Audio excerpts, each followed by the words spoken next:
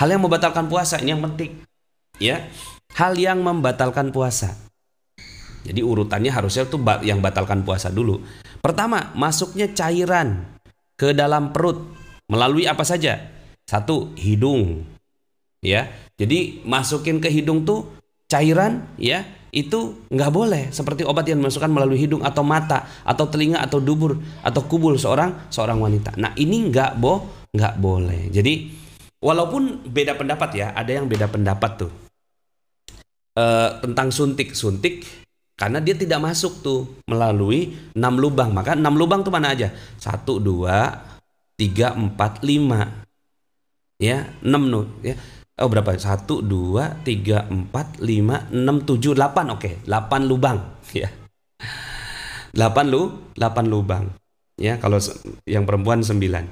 Jadi kalau seandainya masuk ke dalam lubang-lubang itu, maka dia cairan ya, itu membatalkan puasa, terutama dengan sengaja ya, terutama dengan sengaja. Oke. Ustadz, kalau vaksin COVID membatalkan puasa Ramadan enggak ya? Sekarang pertanyaannya, masuk ke 8 atau 9 lubang itu enggak? Enggak kan? Masuknya lewat sini ya. Kalau masuk lewat sini ya, ulama mengatakan berarti dia tidak membatalkan puasa. Ya.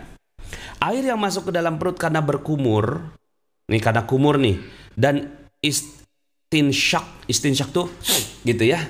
Ngituin air tuh gitu ya. Nah, itu kalau berbekam di siang hari ya, apakah boleh? Boleh ya. Secara berlebih-lebihan dalam wudhu ini juga nggak boleh. Jadi kalau seandainya pas kumur nih, ya misalnya nih ya, kita kumur-kumur nih, bismillahirrahmanirrahim, ada netes sedikit masuk ke dalam perut, kalau ini kan masuk semua, netes 1 gitu ya, atau 2 tetes gitu masuk ke dalam perut, batal. Makanya hati-hati kumur-kumur. Disitulah ya ujian kita, keikhlasan kita kepada Allah Subhanahu wa ta'ala. Ustadz, mau tanya, kalau saya lagi berobat peradangan mata yang harus ditetes setiap 3 jam sekali, bagaimana Ustadz? Karena mempengaruhi fungsi penglihatan saya. Apakah dianggap atau... Sebentar, saya sepertinya ya, yang mata tuh enggak deh. Ya, ada beda pendapat yang kalau di buku ini kan mata masuk nih. Ya, mata masuk. Seingat saya sih gitu ya, ada beda pendapat nih ulama. Ya, nah coba untuk yang nanya ini, coba cari pendapat lain. Kalau di sini mata itu masuk. Ya, termasuk tetesan gitu ya, tetesan obat gitu ya. Nah, kan ada kondisi-kondisi di mana mata itu memang seperti tadi nih, ada kondisi seperti itu. Coba tanya lagi, kalau di buku ini cairan itu berarti batal. Kalau di buku ini ya. Nah, tapi ada yang mendefinisikan bahwa lubangnya bukan lubang ini, tapi lubang hidung, lubang telinga, lubang mulut. 1, 2, 3, 4, 5, 6. Iya benar, seingat saya ada 6. Ya, 6, 7 buat perempuan gitu ya, ya. Belakang dan depan kalau perempuan ya. Jadi nanti coba dilihat lagi, kalau di buku ini batal ya. Kalau mau pakai rujukan buku ini batal tuh, minta sama Allah Subhanahu wa ta'ala supaya matanya bisa sembuh. Tapi kalau seandainya ada penjelasan lain di buku yang lain, ulama yang lain yang menjelaskan tentang tetes mata itu diperbolehkan, silahkan. Sekarang kan Anda bisa YouTubing ya, Anda coba tanya di YouTube gitu kan, boleh. Tapi kalau bicara di buku ini batal. Tapi mungkin ada sumber lain yang mengatakan seperti itu. Seingat saya sih memang mata itu nggak masuk. Keluarnya mani ya, keluarnya mani untuk laki-laki ya, karena memandang istri terus-menerus atau membayangkan hubungan intim atau berciuman atau berpelukan. Nah, hati-hati ya. Jadi yang apalagi yang pengantin baru ya. Kemudian muntah dengan sengaja. Muntah dengan sengaja. Dia korek-korek gitu ya. Gitu ya. Nggak boleh. Man istaqa'a amdan falyaqdi. Barang siapa muntah dengan sengaja, maka dia harus mengganti. Jadi harus diganti. Nah, ini Berarti puasa boleh vaksin karena dia masuknya nggak melalui lubang tadi gitu ya, masuknya melalui ini ya. Maka coba sambil YouTubing, sambil googling ya. Setahu saya tidak ya. Adapun muntah tanpa sengaja, maka hal itu tidak membatalkan. Oke. Makan, minum atau bersenggama dalam keadaan dipaksa untuk itu. Jadi kalau dipaksa makan, tetap aja. Ya saya kan dipaksa. Ya tetap ya batal. Makan dan minum karena menduga masih malam, ternyata fajar sudah terbit.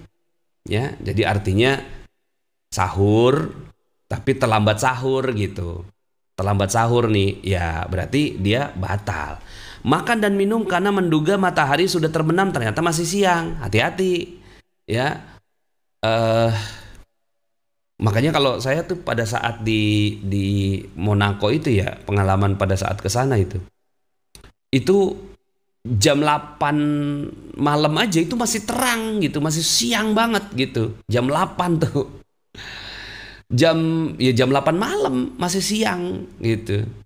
Yang kayak gini kan ternyata masih siang gitu. Makanya saya benar-benar ngelihat aplikasi gitu, ngelihat aplikasi jam gitu ya, jam yang menunjukkan daerah itu. Kemudian kita hati-hati banget jam berapa sih sebenarnya bukanya gitu ya. Nah, seperti itu. Kemudian makan dan minum karena lupa, namun ketika dia teringat dia tidak menahan diri. Karena ia mengira bahwa menahan diri tidak wajib manakala dia telah makan dan minum. Maksudnya gini. Pada saat kita lagi puasa nih, tahu-tahu ada makanan. Karena baru hari pertama gitu kan, belum terbiasa gitu. Belum terbiasa, terus kemudian akhirnya makan. Ya, makan gitu kan. Ya makan.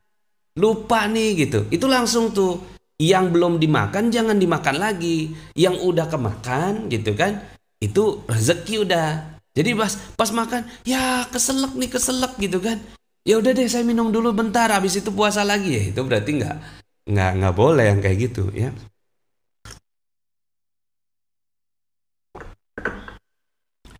Ustadz, kalau mengeluarkan dahak, apa itu termasuk muntah dengan sengaja? Dahak nggak termasuk ya.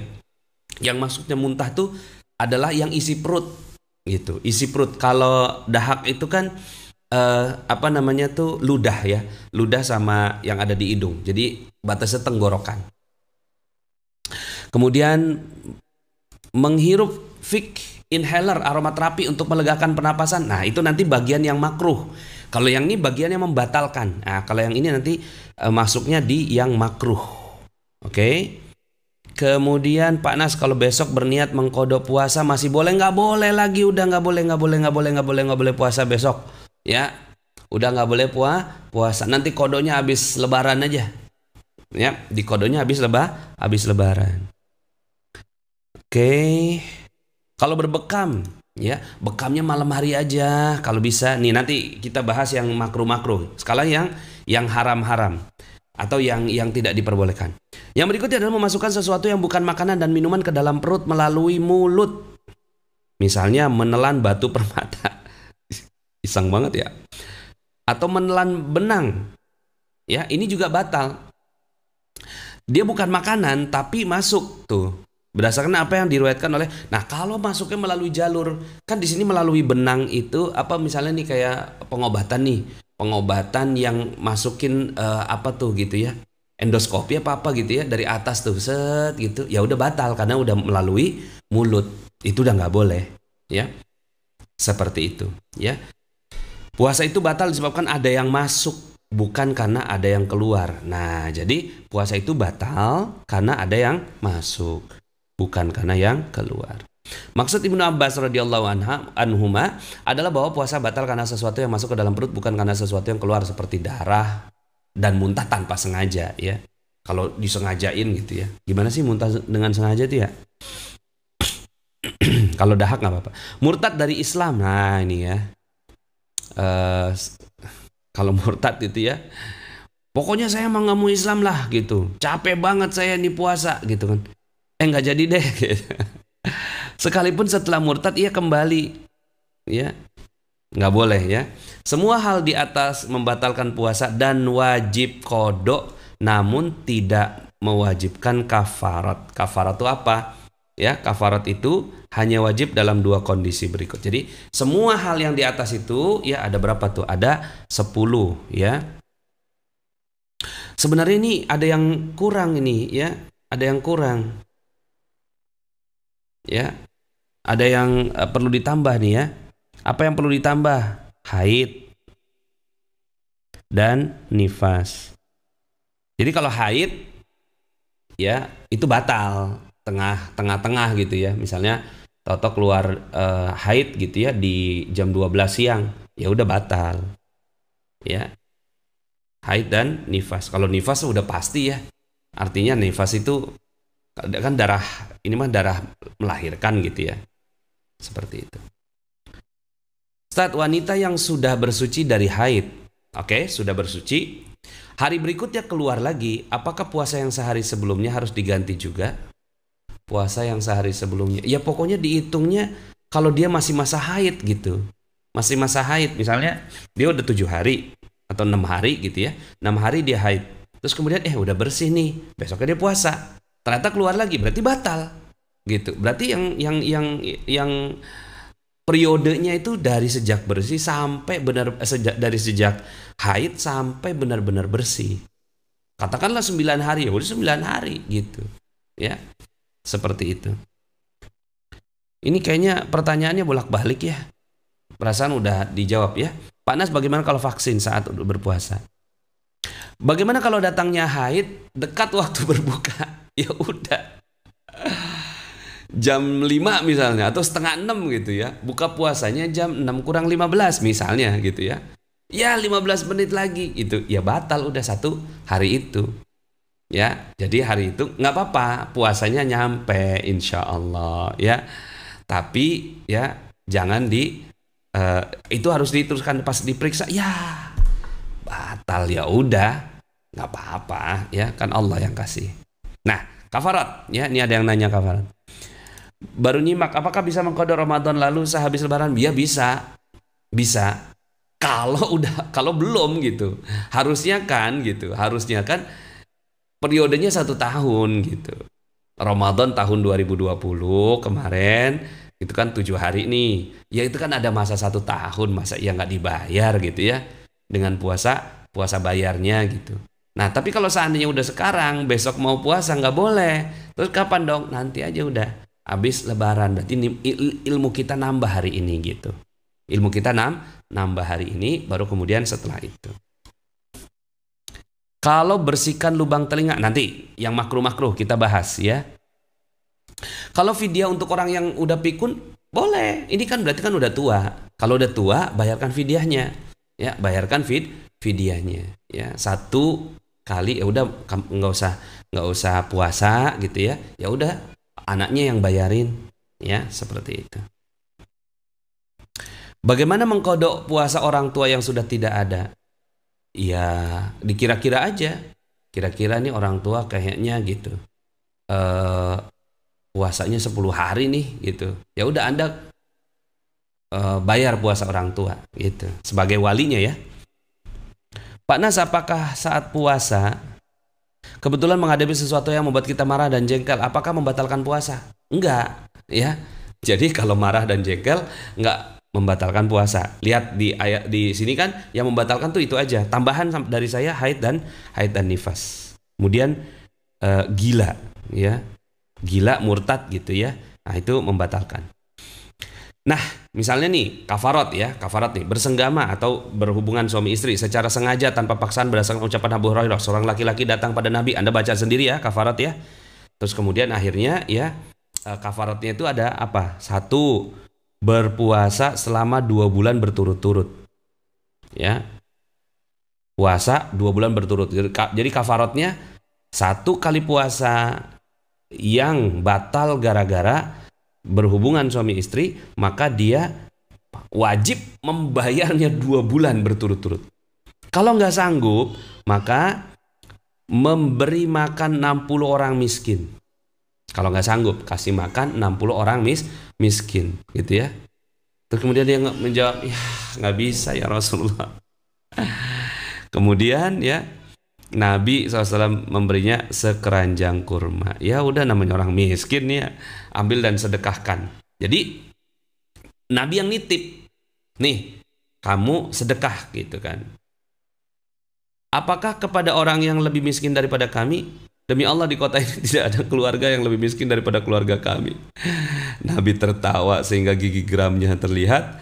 Beliau bersabda, ya udah pulanglah, berilah keluargamu makan. Artinya Islam itu luar biasa ya. Nah jadi hati-hati dengan ini ya, ini membayar kafarat. Kemudian makan dan minum tanpa alasan yang membolehkan, ini kafarat nih. Hal ini menurut Abu Hanifah dan Imam Malik. Dalil mereka berdua adalah bahwa seorang laki-laki berbuka di bulan Ramadan, maka Nabi memerintahkannya untuk membayar kafarat ya.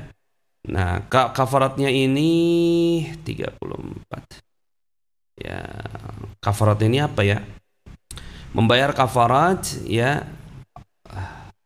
Ya, jadi kodok juga, fidyah juga, karena dia makan dan minum tanpa alasan yang membolehkannya. Jadi dia bayar fidyah juga, kemudian satu kali aja, satu puasa satu, kemudian dia kodok puasa juga.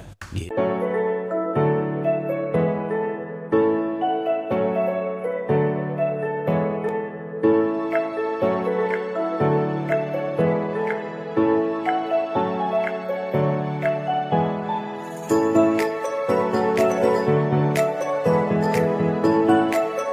Bismillahirrahmanirrahim. Assalamualaikum warahmatullahi wabarakatuh. Bagi teman-teman yang belum subscribe dan baru saja menemukan channel ini, silahkan subscribe. Insya Allah Anda akan mendapatkan materi-materi yang terbaik dari channel ini.